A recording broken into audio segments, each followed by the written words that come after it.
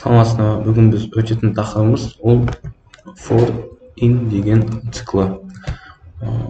Цикл дегеніміз ол бір нәрсені қайталап істейді.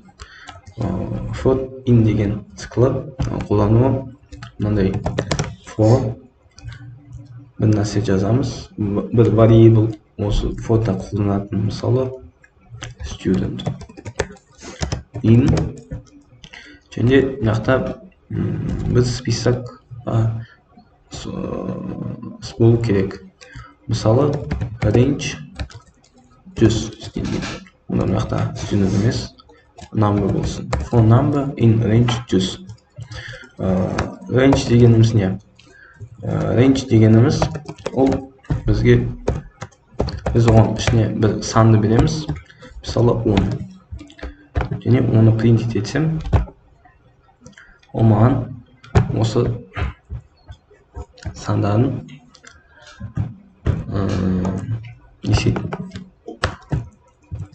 шығарады. Мысалы мынақта print number десем, ол маған 1-ден 100-ге дейін сандар шығады. Получается, range дегеніміз ол бізге range 3 десем, ол тең бізде бір список. Оның ішінде 0, 1, 2 бар. 3 жатпайды. Ең соңғы мәні жатпайды. Осы range дегенде ол бізге не қайтарып береді? Осындай список қайтарып береді. 0, 1, 2. 0-ден осы біз берген санға дейін сандардың списогы қайтарады. Біз, получается, for циклда біз не аламыз? Бізде мынақта список қайтады.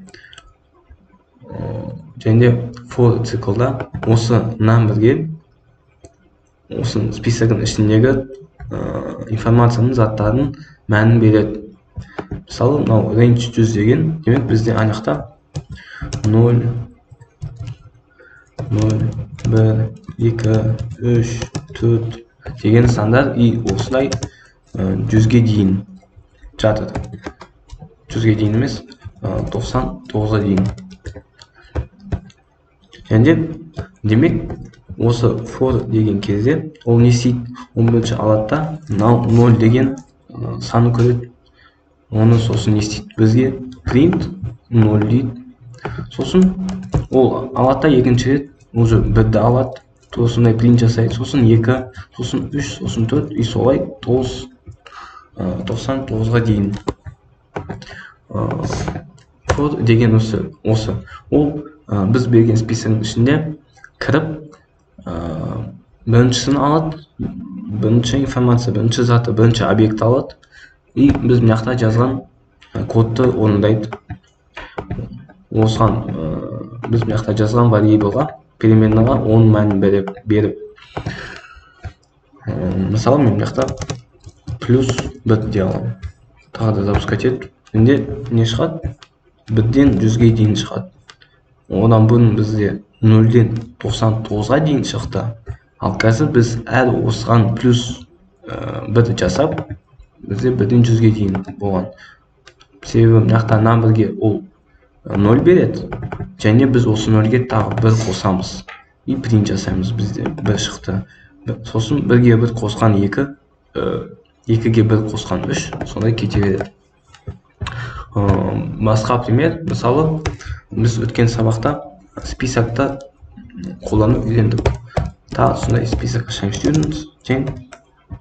Осы өткен сабақтан алайым.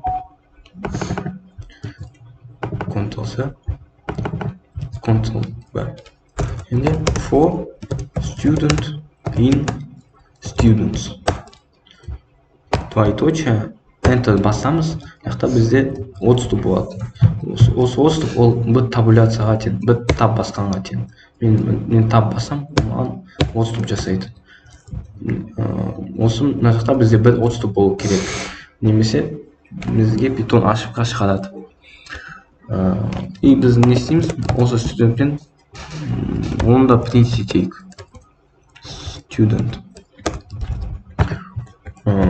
мына жақта for и мына жақта біз любой нәрсе жаза аламыз. Өзімізге түсіну болған дұрыс. Тағы запускать етсем, маған шығады. Мен просто print students деп жазсам, ол маған қалай шығады? Маған жай ғана список ретінде шығады.